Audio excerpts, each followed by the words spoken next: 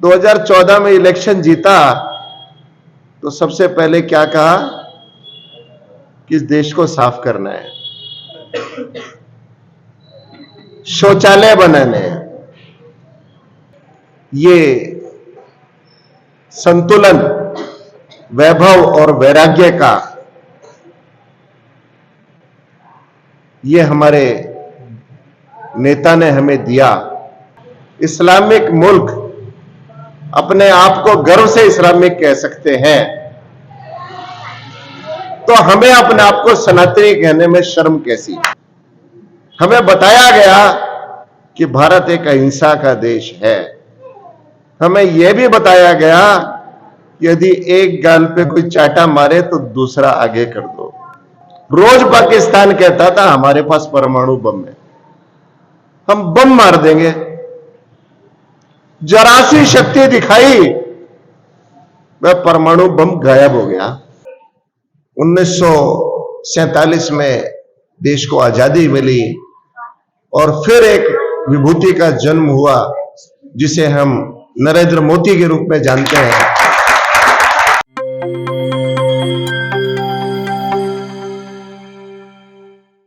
नमस्कार, मैं हूं कोमल राव। आप देख रहे हैं जेपी हरियाणा। आज का विषय थोड़ा लीक से हटकर है। आज हम आपको एक ऐसी शख्सियत के विचार सुनवाने जा रहे हैं जिनकी शहर में एक प्रयोगधर्मी उद्यमी के रूप में पहचान है। नाम है Ravi Gupta. BMG elegant city से लेकर गुप्ता मेटल शीट्स तक हर जगह आप इस नाम को सुनेंगे। रवि गुप्ता इन दिनों कंपनियों के निदेशक तो हैं ही, साथ ही एक विचारक भी हैं। रवि के संबोधन का खास अवसर था हमारा परिवार नाम की संस्था की ओर से 2 दिन पूर्व हुए साप्ताहिक कार्यक्रम का। 6 वर्ष पूर्व हंस और हंसाओं की थीम के साथ शहर के जाने माने सामाजिक कार्यकर्ता दिनेश कपूर की पहल पर शुरू हुए इस संगठन ने बीते रविवार को रवि गुप्ता को आमंत्रित किया था। विचारधारा के धरातल पर किसी को नरेंद्र मोदी के गुणगान पर आपत्ति हो सकती है तो किसी को विवेकानंद के साथ मोदी को जोड़कर लगाई गई तस्वीर पर, लेकिन हम यहाँ पर साल साल को गही रहे थोथा देही उड़ाई की कहावत पर आगे बढ़ रहे हैं। आइए पहले रवि गुप्ता को सुनते हैं। आप सभी को मैं अपना प्रणाम निवेदित करता हूं। आज का विषय विश्व गुरु। देखिए, पीछे आपके एक तस्वीर है, हम उसकी व्याख्या करते हैं। सबसे पहले भारत माता, तिरंगा झंडा, शेर और 2 शेर और एक दाएं एक बाएं, एक स्वामी विवेकानंद और एक हमारे माननीय प्रधानमंत्री नरेंद्र मोदी जी। भारत माता हमारी माता, शेर शक्ति का प्रतीक, तिरंगा झंडा राष्ट्रीयता का प्रतीक, स्वामी विवेकानंद हमारे आध्यात्मिक नेता और माननीय प्रधानमंत्री जी हमारे आध्यात्मिक और राजनेता। देखिए, सबसे पहले हम गुरु की व्याख्या करते हैं। गुरु कौन? गुरु वह जो आपको ज्ञान और भक्ति के मार्ग पे ले जाए। गुरु वह जो आपको कर्तव्य बोध कराए। गुरु वह जो आपको समृद्धि का रास्ता दिखाए और साथ में वैराग्य भी दिखा सके।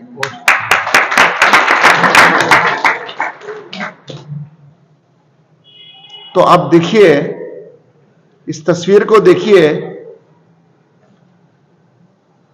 इसकी वेशभूषा देखिए। आज अगर हम देखें तो हमारी भाषा, हमारी भूषा यानी वेशभूषा, हमारा भोजन और हमारी भेषज यानी दवा विषाक्त हो चुकी है। हम अंग्रेजियत का शिकार हो चुके हैं। तो सबसे पहले नजर डालिए तस्वीर पे और वेशभूषा पे। क्या ये कुछ संदेश देती है? भारतीय वस्त्र। मोदी जी क्या खाते हैं सबको पता है। नवरात्रों में उपवास करते हैं, खिचड़ी पसंद है और साधारण वेजिटेरियन खाना खाते हैं।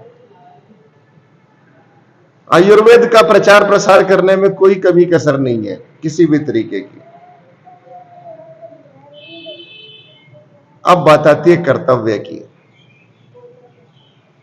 2014 में इलेक्शन जीता तो सबसे पहले क्या कहा कि इस देश को साफ करना है, शौचालय बनाने हैं, भ्रष्टाचार बर्दाश्त नहीं होगा। अभी आप टीवी पे देख रहे होंगे 300 करोड़ रुपए निकल चुके हैं और अभी निकलते जा रहे हैं। बात वैभव की आती है तो देश वैभव की तरफ आगे बढ़ रहा है, ये सबको पता है। बात वैराग्य की तरफ आती है तो देखिए मोदी जी के सगे भाई कोई पेट्रोल पंप पे अटेंडेंट है, कोई नौकरी कर रहा है।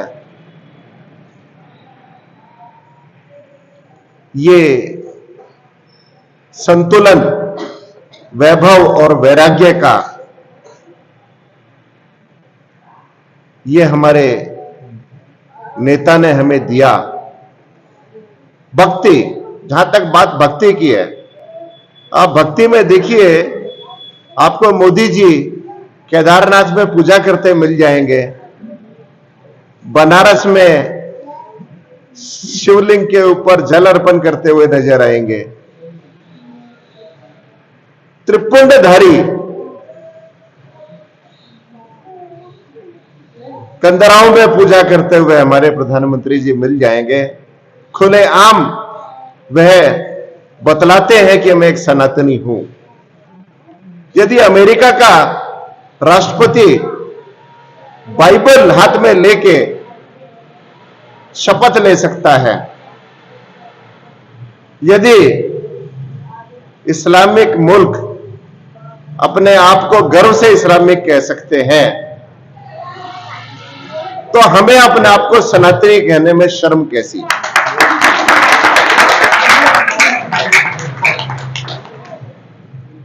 यह है विश्व गुरु बनने की पहचान।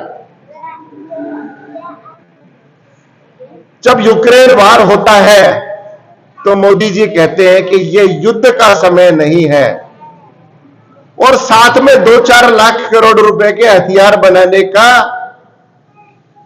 घोषणा करते हैं। यह है संतुलन।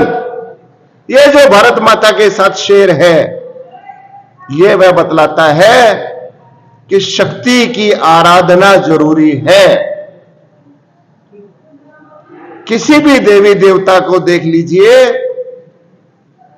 सबके पास हथियार होंगे। हमें बताया गया कि भारत एक अहिंसा का देश है। हमें यह भी बताया गया यदि एक गाल पे कोई चाटा मारे तो दूसरा आगे कर दो। कितना दुर्भाग्य था। रोज पाकिस्तान कहता था हमारे पास परमाणु बम है, हम बम मार देंगे। जरा सी शक्ति दिखाई, वह परमाणु बम गायब हो गया। रोज रोता है पर पाकिस्तान अब कि भारत ने घर में घुस के मार दिया। तो ये जो भारत माता के साथ शेर है, ये जो हमारे जो देवी देवता शस्त्र धारण करते हैं, वह सोच, वह सीख, वह गीता का संदेश कि हमें अन्याय और अत्याचार का प्रतिकार करना है, वह हमारे नेता ने हमें सिखाया।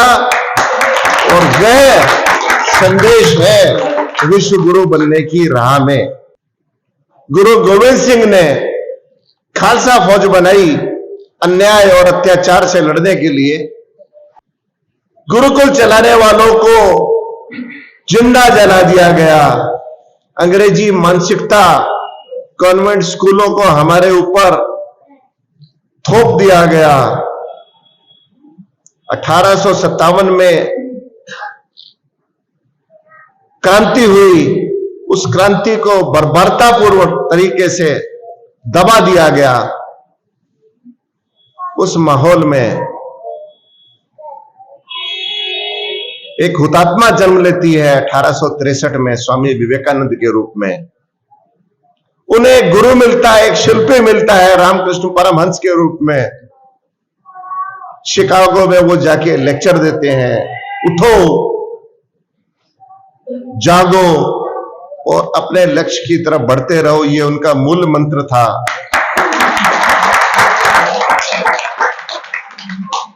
धर्म और संस्कृति की प्रचार प्रसार में विवेकानंद जी ने बहुत महत्वपूर्ण भूमिका निभाई। उस समय के दबे कुचले दीनहीन समाज में हिम्मत भरने का कार्य उन्होंने अपने समय में किया। 1947 में देश को आजादी मिली और फिर एक विभूति का जन्म हुआ जिसे हम नरेंद्र मोदी के रूप में जानते हैं। कुछ छोटी छोटी बातें मैं आपसे कहना चाहता हूं। हम अपने बच्चों को कहते हैं अंग्रेजी बोलो, शुद्ध बोलो, अच्छी बात है। आप 10 भाषा सिखाइए, अंग्रेजी मत सिखाइए, जापानी भी सिखाइए, चाइनीज भी सिखाइए, रशियन भी सिखाइए, मुझे कोई आपत्ति नहीं है। पर जब आप अपनी भाषा बोले तो उसी तरह शुद्धता का ध्यान रखें जिस तरह से आप अंग्रेजी बोलते वक्त। कपूर साहब ने पर्दे के बारे में कहा, हमारे किसी देवी ने पर्दा नहीं किया। मुगल आए, अत्याचार हुए, बहू बेटियों को उठाने लगे, रात के अंधेरे में चोरी छुपे हम शादियां करने लगे। दुर्भाग्य से वो परंपरा आज भी जारी है। राक्षस काल में हम 12 बजे, रात को 2 बजे हम फेरे कराते हैं। हमारे बच्चों के फेरे गोधूली के फेरे होने चाहिए, ब्रह्म मुहूर्त के होने चाहिए। साउथ इंडिया में आज भी आप चले जाइए तो दक्षिण भारत में ब्रह्म मुहूर्त में शहनाई के सामने, देव के सामने, मंदिरों में सप्तपदी होती है। वह परंपराएं मुझे ऐसा लगता है हमें भूलनी नहीं चाहिए, वापस करनी चाहिए। पर्दा प्रथा का पूरी तरह से नाश करना चाहिए। महिलाओं को जो सम्मान हमारी संस्कृति में है वह दोबारा से बरकरार रहना चाहिए। इन्हीं बातों के साथ मैं अपनी वाणी को विराम देता हूं। आप सबका बहुत बहुत धन्यवाद, साधुवाद, प्रणाम। आपने रवि गुप्ता की बातें सुनी। किसी दिन फिर हाजिर होंगे हमारा परिवार नामक संस्था की ओर से की जा रही बड़ी पहल के साथ। हम बताएंगे कि 6 वर्ष में कितने वक्ता पहुंचे और अब तक संस्था के माध्यम से समाज क्या अर्जित कर पाया है। आज के लिए बस इतना ही। इसी के साथ अगर आपको हमारी वीडियो अच्छी लगती है तो लाइक, शेयर, कमेंट करें और हमारे चैनल को सब्सक्राइब करें। धन्यवाद।